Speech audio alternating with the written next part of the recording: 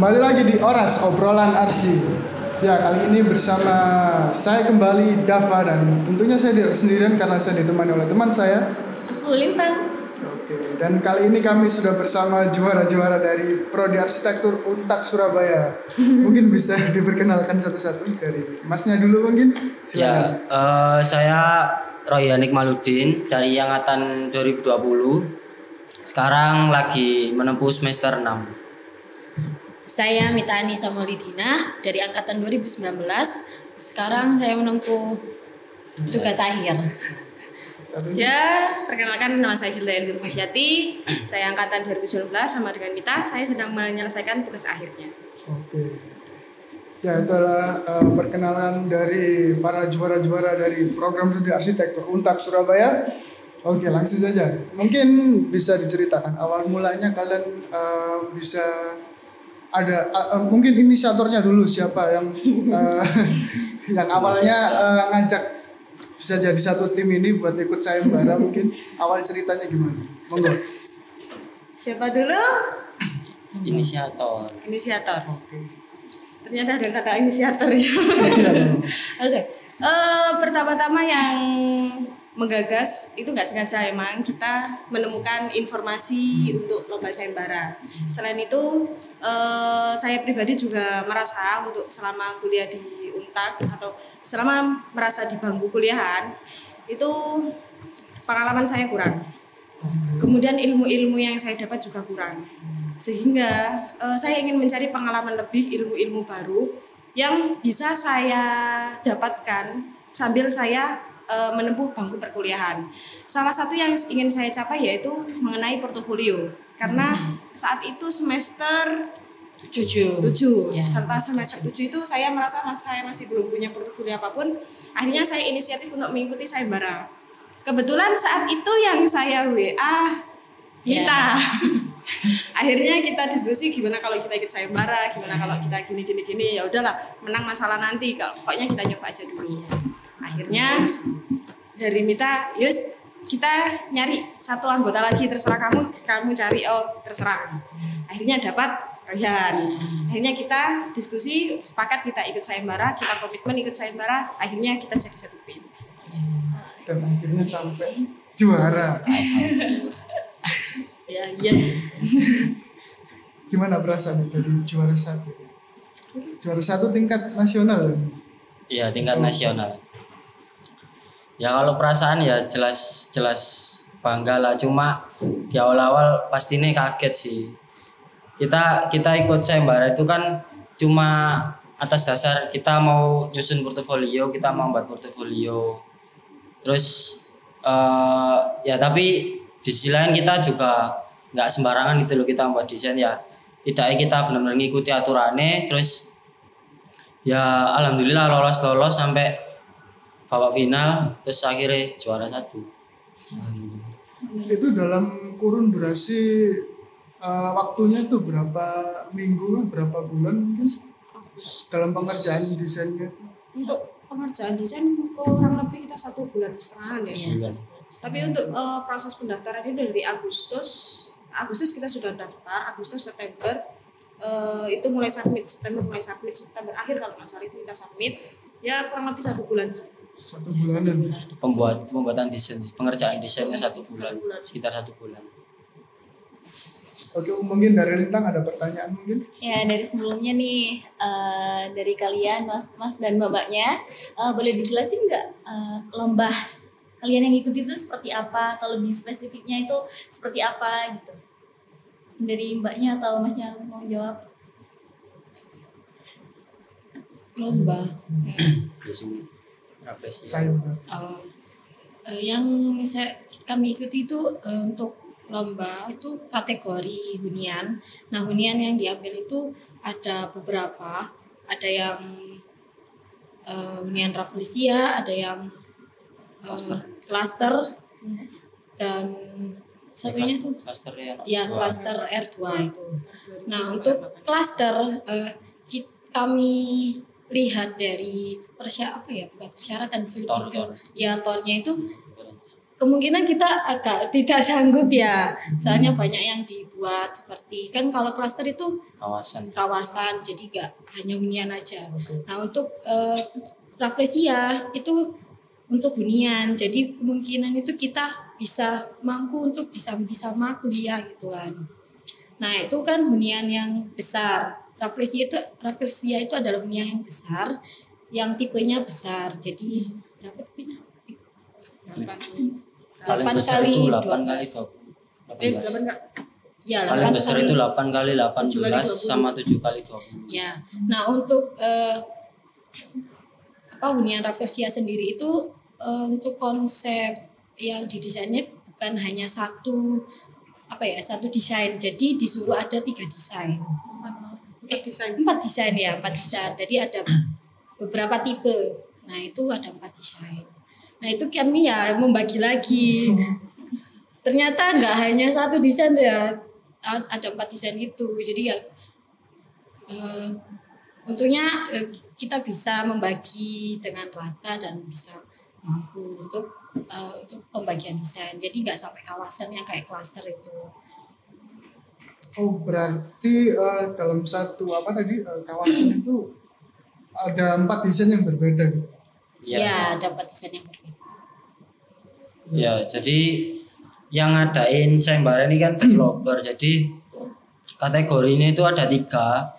Satu itu hunian Rafflesia. Jadi hunian Rafflesia ini ya sama yang disebutkan kayak Mbak Mita tadi, hunian besar. Jadi hunian lebih tepatnya sih hunian mewah ya.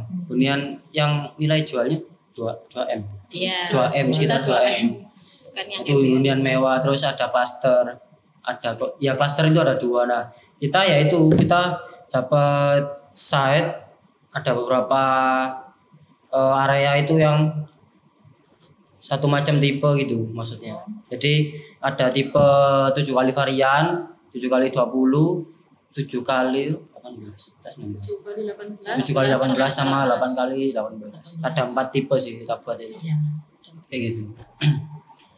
Oke, menarik.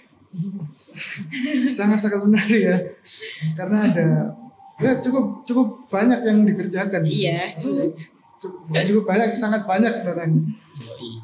Oke, dengan beberapa tipe hunian yang saya tadi sebutkan, kalian mengambil konsep MIMOR, benar?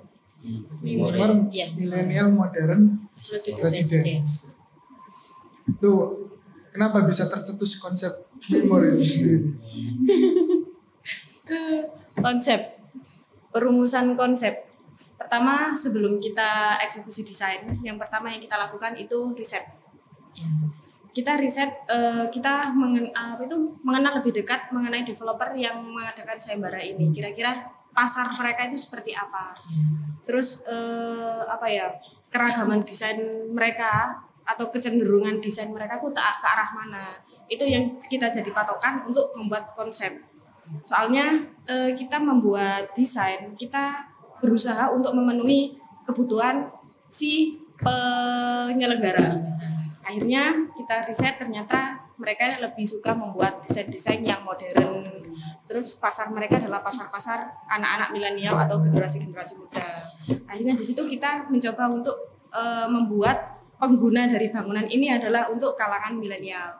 Kemudian kalangan milenial kita riset lagi, kalangan milenial ini sukanya yang seperti apa. Ternyata mereka nggak suka ribet, sukanya yang tempat-tempat yang estetik. Kemudian mereka suka gathering atau berkumpul gitu.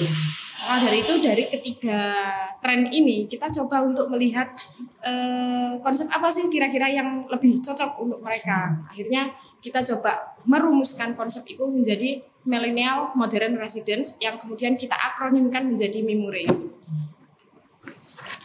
Riset yang mungkin memakan waktu yang cukup panjang juga. Sangat panjang. Karena itu kalau emang bagi seorang arsitek emang sangat penting banget buat riset ya, terutama buat mahasiswa arsitektur. Jangan lupa riset. Ya, jangan lupa riset. Desain. Ya mungkin dari kalian sendiri mungkin kalian sendiri kan juga masih ada di tingkat mahasiswa masih bergelut dengan tugas-tugas dan lain-lain gitu lah.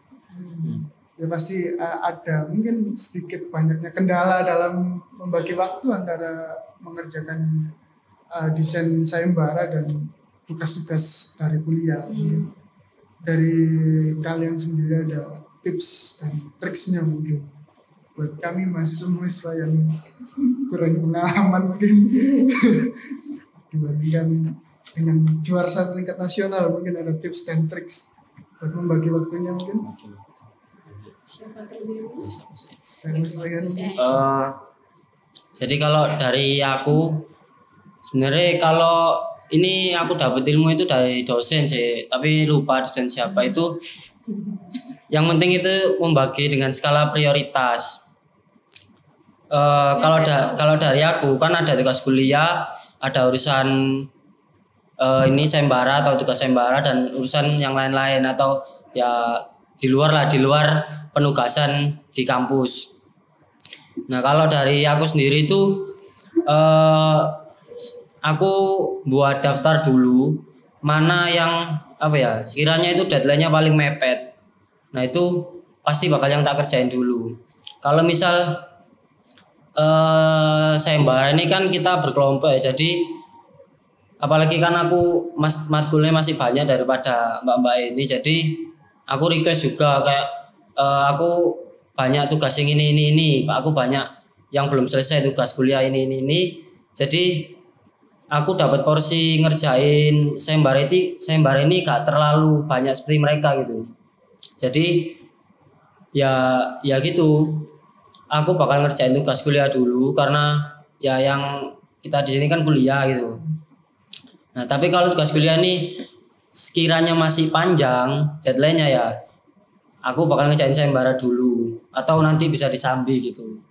Nah, tapi itu cara aku ya, maksudnya nggak saklek gitu, nggak harus diikuti, cuma itu cara aku. Kalau mungkin bisa dijadiin inspirasi ya nggak masalah. Kalau cara aku sih gitu. Ya harus diikuti ya, tapi sebaiknya diikuti guys. Sebaiknya diikuti, oke? Ya mungkin dari Mbak Meta mungkin. Ya kalau menurut saya untuk membagi waktu itu kita dari kita bertiga itu melihat jadwal kita masing-masing terlebih dahulu, terus nanti dipilah di mana kita itu ada yang satu hari itu fokus untuk sayembara. Jadi nggak usah disambi sama tugas kuliah. Seperti misal hari Jumat itu kita bertiga nggak ada tugas kuliah, nggak ada kelas, ya beda kelas, terus nggak ada kelas, jadi nggak ada yang dikerjain. Ya udah kita langsung ke sayembara ini, dan itu fokus satu hari. Ada yang untuk waktu sayembara. Terus untuk hari-hari hari-hari yang biasanya kita harus benar-benar memaksimalkan untuk mengerjakan tugas juga. Jadi nggak boleh mau nggak mau ya kita nggak boleh males gitu. Kita harus kalahkan males kita biar nanti kita juga maksimal di tugas kuliahnya, nggak hanya di sayembara gitu kan.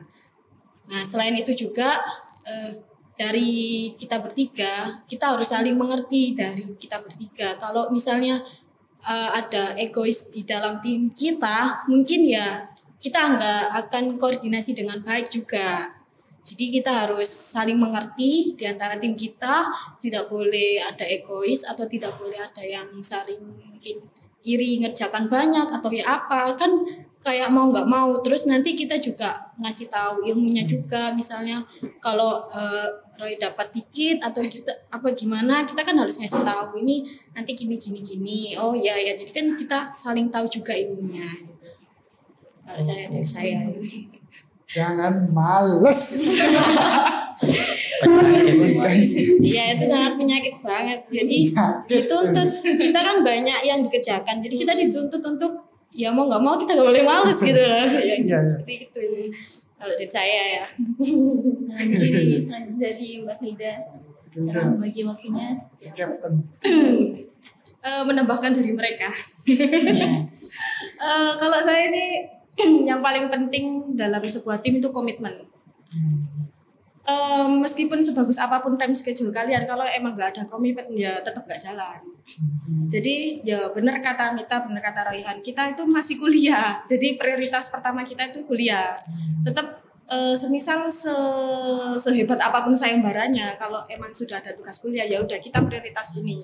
Tapi selain itu kita juga kayak komitmen, kita sudah komitmen sayembara. Jadi gimana caranya kita bisa menyelesaikan tugas kuliah ini dengan secepat mungkin tapi maksimal. Jadi ya bener kata kita tadi, kita sering kayak saat itu kita masih PA 7, gencar-gencarnya judul TA. Ya. Itu akhirnya kita ngumpul di perpus, kita kayak diskusi, yaudah hari ini besok deadline PA 7. Sekarang Roy ada deadline apa? Enggak ada. Yaudah kamu yang ngerjakan ini dulu, kita PA 7 mau PA 7 dulu, jangan diganggu sampai nanti malam. Kamu tanya nggak apa-apa tapi jangan diganggu. Itu sering terjadi. Terus hari berikutnya Roy bilang, Mbak aku ada ini deadline ini, ya udah kamu ngerjakan itu nggak usah sayembara, kita fokus aja dulu. Apa itu sayembara ya udah kita handle aja dulu, yang penting itu. Ya itu semua tentang komitmen. Akhirnya kita komunikasi juga baik. Terus ya benar males biasanya. Males itu kita biasanya komitmen jam 9 itu sudah harus di perpus. Mungkin teman-teman sering ya kayak lihat kita bertiga di perpus, kerjakan bareng itu. Nah itu biasanya jam 9 kita sudah komitmen, jam 9 sudah ada di perpus, gimana pun caranya kita harus sudah di perpus. Entah itu mengumpulkan niat, entah itu apa, pokoknya kita harus sudah di perpus. Setidaknya ada progres meskipun itu masang pintu, itu sebuah progres menurut kita. Jadi kita memaksimalkan waktu sedikit mungkin untuk semaksimal mungkin. Ya, yang penting komitmen. Itu sih. Oke. Ya, betul. Ingat ya guys ya. Mungkin dari beberapa mahasiswa mungkin ada yang sempat salah kaprah mungkin dari pembagian antara tugas dan mungkin kalau udah ikut sayembara kan biasanya fokusnya bisa terpecah. Dan akhirnya ya ketika tugas udah numpuk dan ya ini juga udah numpuk sebenarnya tugas sayembara, tapi kan kalau dilihat dari benefitnya kan sayembara ini apa ya, bisa menggugah semangat dari si mahasiswa ini, tapi akhirnya ya tugas kuliahnya berat-berat. Itu yang mungkin tips dan trik dari para mas-mas dan mbak-mbak arsitek ini dan mungkin bisa jadi inspirasi buat kalian semua. Dari Mbak Lintang ada tambahan mungkin? Selanjutnya nih kan udah dijelasin dari lomba yang kalian ikutin juga sehingga sampai mendapatkan juara 1 gitu. Nah selanjutnya bagaimana perasaan kalian gitu menjadi juara 1 di sayembara tersebut? Banyak cerita lucu ya. Ketika kita soalnya kita ikut sayembara dari awal itu kita sudah komitmen kayak kalian jangan berharap menang. Kalian itu masih newbie pertama kali ikut sayembara, lawan kalian itu orang-orang yang luar biasa, punya pengalaman yang banyak. Akhirnya kita selalu komitmen jangan pernah menang, jangan pernah berharap menang. Yang penting kerjaan kalian maksimal. Itu sudah cukup, sudah lebih dari cukup. Soalnya ya lawan-lawan kita itu di luar ya sangat-sangat wow. Yaudah, pokoknya kita harus maksimal. Kalau kita bisa ngasih lebih, kita kasih lebih. Ya udah, pokoknya kita harus maksimal. Kemudian itu saat kita pengumuman final lomba, kita itu nggak expect untuk masuk final 5 besar, nggak expect kita sangat. Yaudah, akhirnya yang pertama kali dapat info saya laku itu ketua tim, saya forward ke grup. Itu kita nggak mungkin kita menang, nggak mungkin deh, tapi ya udahlah, kita dapat kesempatan untuk final, kita final. Itu sedikit konyol sih kalau menurut saya. Kita melakukan final tuh konyol, soalnya persiapan kita nggak tahu kita harus apa, kita nggak punya pengalaman apa-apa, kita hanya bermodal nekat saja. Kemudian akhirnya kita final, kemudian ada pengumuman kita juara 1. Itu rasanya tidak mungkin ya. Ini sebenarnya tidak mungkin ya. ya tetap kita bersyukur pasti, kita bahagia pasti, tapi seperti kayak ya udahlah, ini loh hasil kita, komitmen kita selama 1 bulan ini, itu komitmen kita itu hasilnya seperti ini loh. Ya udah kayak gitu sih, lebih ke wow. Tapi itu pengumuman juaranya tuh step by step atau langsung pengumuman finalis gitu atau gimana? Biasanya kan ada 10 besar, 5 besar itu. Sampai finalis ya. Pengumumannya jelas step by step ya.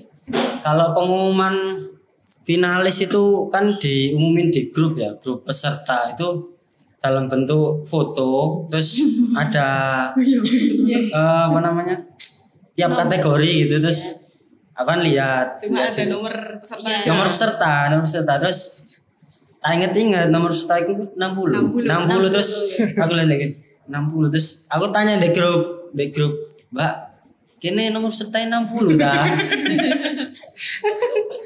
Terus ternyata Mbak kita belum lihat, ya wis kok akhirnya temenan dah.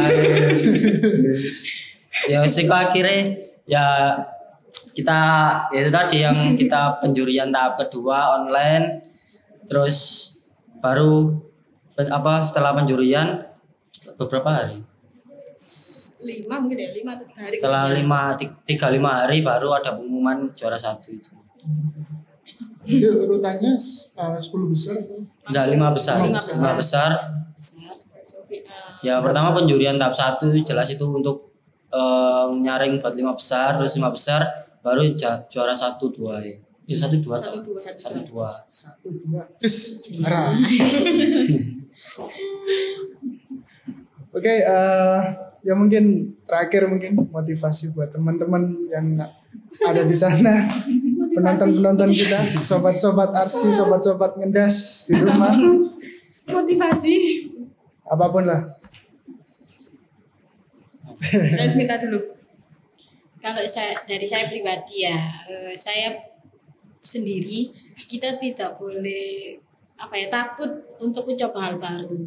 Kadang kan bisa aja kita tuh takut untuk ya karena tugas kuliah, jadi kita takut untuk ikut sayembara. Nah itu kalau dari diri saya sendiri, jangan pernah takut untuk mencoba hal baru, sehingga kalau kita merasakan hal baru itu ada, nanti kita akan merasakan